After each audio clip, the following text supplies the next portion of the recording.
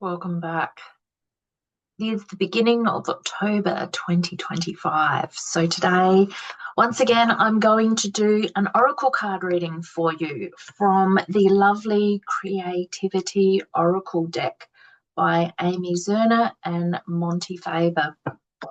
I meditated for a little while before doing this reading, pulling the cards. And it was interesting what came out because I'm feeling quite different this month than I was last month. And when I do one of these oracle readings for you guys, I ask to be guided for the collective, not for me personally, because that can be sometimes exactly the same and sometimes a little bit different. And the first card that came out was the Overwhelm card.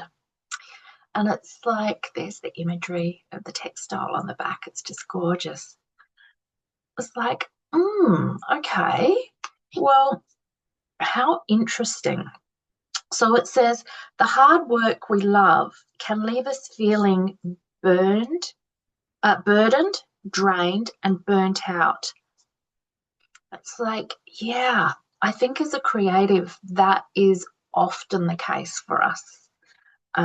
Especially if you're an HSP as well, then you'll be very familiar with this. You know, too much overload can really stifle our creative flow, and that feeling of overwhelm comes up quite strongly on a fairly regular basis for me. For me personally, it often feels that there are just so many areas of creativity that I want to do. I feel overwhelmed by the choices and frustrated that in each given day I don't have the time and the energy to play with all of them. And it's like, wow, what an amazing way to live. This morning, it's a Monday, it's a public holiday here in Australia. And I got up and I thought, what will I do? I want to paint. I want to do some digital practice. I want to do some sewing and some designing. I haven't done watercolor for ages. And one of my lovely clients sent me some beautiful watercolors from Japan. So I'm itching to try them. And then I just felt overwhelmed by all of those wonderful but beautiful choices. So overwhelming can also be from many positive things, you know, and overwhelm can also just feel overloaded. And I often feel that as well. You know, there are certain things we all have to do in life to get through the day, certain responsibilities, work, family, society, all of those things, paying bills, doing tax, all of those things that I don't enjoy. I just want to create all day, every day. But that doesn't actually, for me personally, bring a balanced way of being to my life. So let me read from the book for you and see if anything resonates. The Overwhelm card is an indication that our efforts to actualize our creativity must be balanced with rest. I've talked about rest before, we'll talk about it again. We must know ourselves and our limits and avoid excuses. It can be a reminder that we are limited in how much time, energy, and other resources we have to spare from our other challenges. That's just what I was kind of saying. So we can deal with the new one at hand. The plan you have conceived might feel too much too soon, or both. And I think that's really interesting to contemplate, especially for women. I think there is enormous pressure from society and enormous pressure from ourselves to be everything to everybody. You know, work, be a great mum, be a great family member, a great friend, a great lover, a great partner, and a great artisan. So that makes me feel overwhelmed and exhausted just thinking about it. I'm quite blessed because I schedule time every morning for my creativity. I get up early. I used to get up early and meditate. Now I get up early and paint. Because for me, just at this point of time, my painting exploration is a form of meditation and spiritual and personal growth. So it's feeding that the same, intent or desire within me. And unless I do it first thing, it's just too easy for it to be, get lost in the day and the doings of the day. The book also talked about rest, and this has been something that I've really struggled with for the last 3 years. Allowing my body to rest, listening to the wisdom of my body. And I've had to follow the guidance because I have felt so exhausted the last few years, but then I have felt guilty about it. And something that I've learned from personal experience is there's absolutely no point in doing something unless you bring the right intent and the right energy of allowance to it. So I am very slowly but surely unconditioning myself to give myself permission to rest when needed.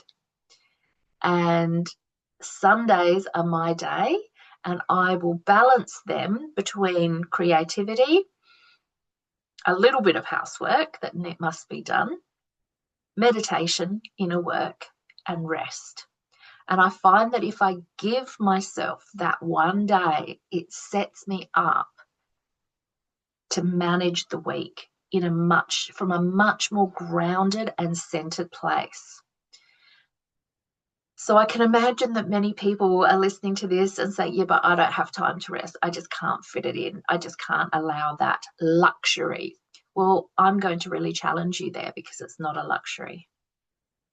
It really is wisdom, and it really sets you up to be able to care for yourself and your family and to meet your responsibilities in a different way.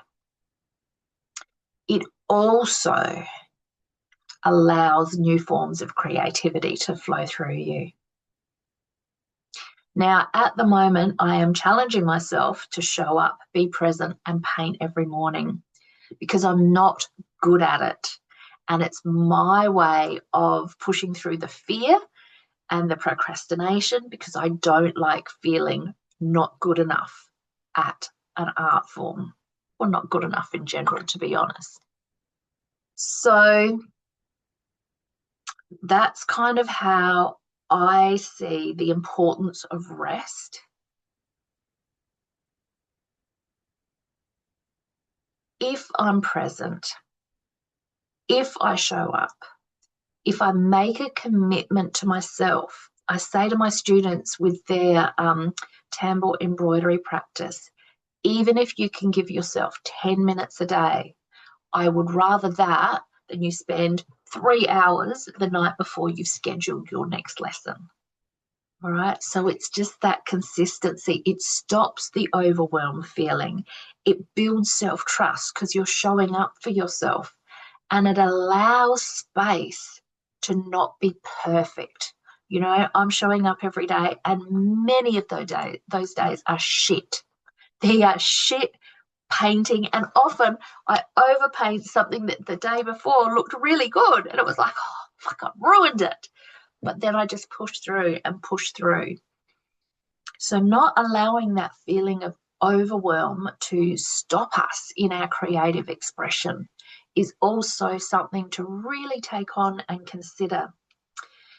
If you're at the point where you are just unable to A, schedule enough time to commit to your creativity, or B, you just can't mentally allow yourself to rest, here's an option for you.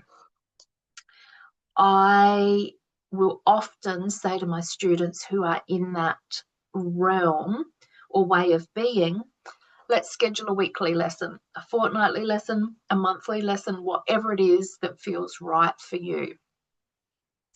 And I do that so that they've created that space for themselves. And it seems to work because they've made a commitment to somebody outside of themselves to show up. It helps them show up for themselves. Often I find as a teacher of visual arts that a lot of my work is really coaching, coaching people through their resistance, through their creative blocks, through their different limiting beliefs. So think about how the overwhelm card might be present for you at the moment and how you might be able to take steps to move through that. The second card I pulled, which I just love, is going to help us with that. It is number 9, the curiosity card. So its message is be spontaneous, wonder, move forward, look ahead, and stretch above your present circumstances. So if you're feeling overwhelmed and you've had a rest and you're not quite sure then how to move forward or what step to take, bring your curiosity to the table. I often talk about play and delving into the energy of, or bringing the energy of play into your creativity. Exploration, just be curious. Come to it with a childlike curiosity and go, when my paintings go really bad at the moment, I just give up. My adult self just goes, oh, fuck it. And then I'll pick up a brush and hold it differently. Or at the end of a session, I'll use all the paints that are left on the palette for that day and mix colors without thinking, just like doing. And I just enter into this childlike form of play.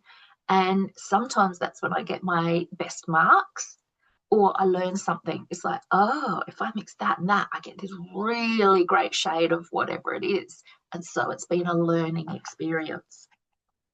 All right, the curiosity card is an indication that you should be as curious as 3 cats and not sit complacently thinking you know all you need to know about the situation in hand.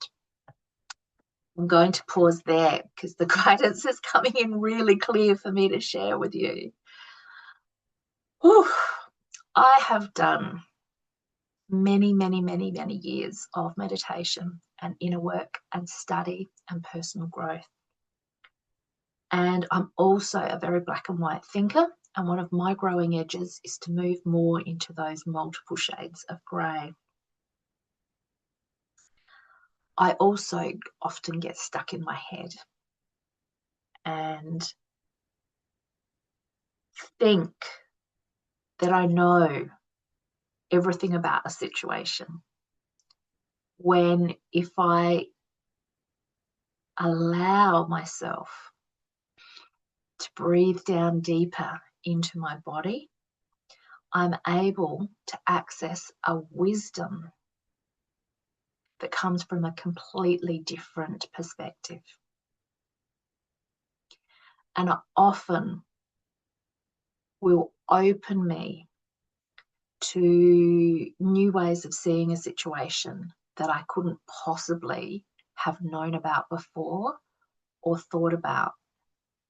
This will often come from a conversation with a friend or a person or a podcast or a song, you know, a movie that I watch. It's like, oh, okay.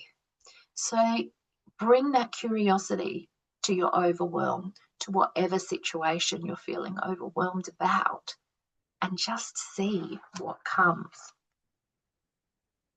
Following the feline curiosity to the ultimate meaning of the word takes us on a journey back through history and the fact that many ancient cultures considered the creation of all there is, this universe and all universes, to be the result of the divine curiosity of God. Shit, It's a little bit too big for me to contemplate right in this moment. This card is also a reminder that there are worlds of wonder to be found if we take the time to look and see with the eyes of a child. There's that play. Even seeing the simple and the commonplace with unbiased eyes or fresh eyes can reveal deep secrets when we are immersed in our investigation of the task at hand.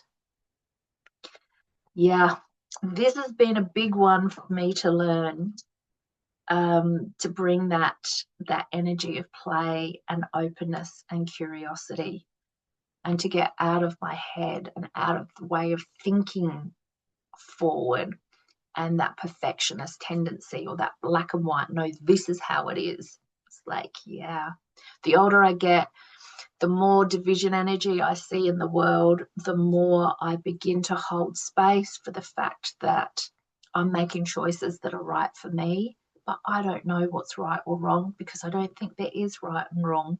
You know, I think there's not black and white, there's all these million shades of grey, and it changes from day to day. What might feel right for me one day, a month or a year later might change as I grow and change and expand. So there's my challenge to you this week. Bring curiosity to your overwhelm this month and see what shifts, see what changes, see what emerges. And above all, if you're tired and you're overwhelmed and you're drained, please, please make time and rest. And allow yourself that rest. Don't rest feeling lying there thinking, oh, I should be doing this, and this. Just give yourself permission. If it's 10 minutes, if it's 2 hours, whatever it is right for you, just be present for yourself. Take some breaths deep down into the wisdom of your body and give it space. Give yourself space for that information, that internal guidance to come up and come through. I hope that's helpful. I hope it will take you through this month. And I'll be back next week with another exploration into authentic creative expression. I look forward to seeing you then. Bye for now.